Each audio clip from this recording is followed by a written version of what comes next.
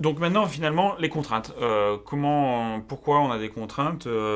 Finalement, je pourrais faire une journée de 12 heures et ça rattraperait le retard de ce que j'ai pu manquer dans la journée. Alors pas vraiment en fait, c'est là où c'est compliqué aussi la gestion du temps. En même temps, si c'était simple, on n'en parlerait pas autant.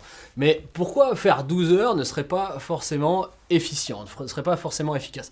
Bah parce que notre corps a besoin de se reposer, notre tête a besoin de se reposer. Suivant le travail que vous faites. Alors il y a des travaux qui sont plus pénibles que d'autres. Tout à Si fait. vous travaillez de nuit par exemple, on parlait de construction de maison pour les maçons notamment, c'est des travaux physiques, c'est épuisant. Et donc du coup notre corps a besoin de se ressourcer, de se reposer. Et notre tête, on parlait tout à l'heure aussi de comptabilité, quand vous avez passé 6 ou 7 heures devant un clavier d'ordinateur avec des écrans qui brillent, et donc du coup c'est épuisant, c'est fatigant. Donc du coup si on poussait là vraiment à 12 heures par jour, on n'aurait pas de meilleurs résultats dans l'absolu parce que du coup on serait trop fatigué pour pouvoir être efficace. Donc du coup ça n'aurait pas d'intérêt. Ce qui peut être intéressant, c'est de mieux gérer en fait son temps de travail, de mieux gérer ses pics de travail. On verra des solutions par la suite. Mais ça, c'est vraiment, on va dire, quelque chose qui doit être compris, et qui est d'ailleurs compris dans l'absolu, c'est qu'on ne peut pas augmenter le temps de travail indéfiniment, parce que votre corps ne pourrait pas répondre, votre tête ne pourrait pas répondre, et vous ne serez plus efficace, ça n'aurait pas d'intérêt. Oui, effectivement. Alors, il y a eu beaucoup de théories, d'études là-dessus sur le temps de concentration, Ouais, notamment en formation ou même dans les tout à écoles. fait. Voilà. Aujourd'hui, pourquoi on fait des demi-journées d'une heure et demie? Parce qu'on sait que au-delà d'une heure et demie, la concentration, elle diminue très très fortement.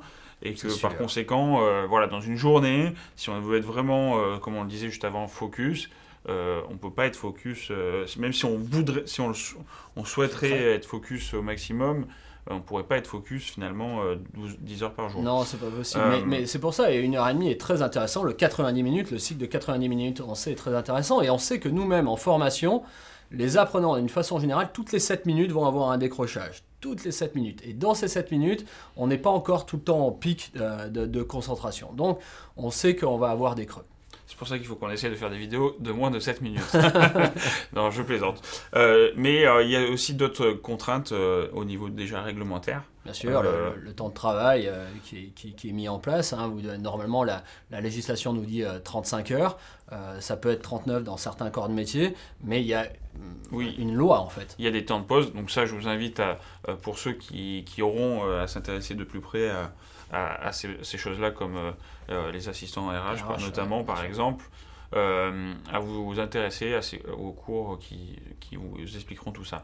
On a des contraintes aussi au niveau décalage horaire, puisque si on est à l'international, on a des contraintes aussi d'organisation du travail. C'est sûr. Effectivement, on sait tous, les calendriers, c'est très compliqué. Les calendriers au quotidien, les plannings, finalement, c'est difficile à gérer parce que, notamment pour l'organisation de réunions, où vous avez une personne qui ne va pas être présente, qui ne va pas être là tel jour parce qu'elle a des congés aussi payés. Bien sûr. Enfin, tout ça, ce sont des contraintes où, en fin de compte, on n'est pas tous disponibles au même moment. Et du coup, au niveau de l'organisation du travail, c'est vraiment parfois très compliqué de gérer tout ça. C'est pour ça que c'est intéressant aussi sur la gestion du temps d'anticiper les choses. Plus vous serez capable d'anticiper les choses, mieux vous allez organiser votre temps et plus ce sera efficace. Après, il y a des contraintes qui sont effectivement euh,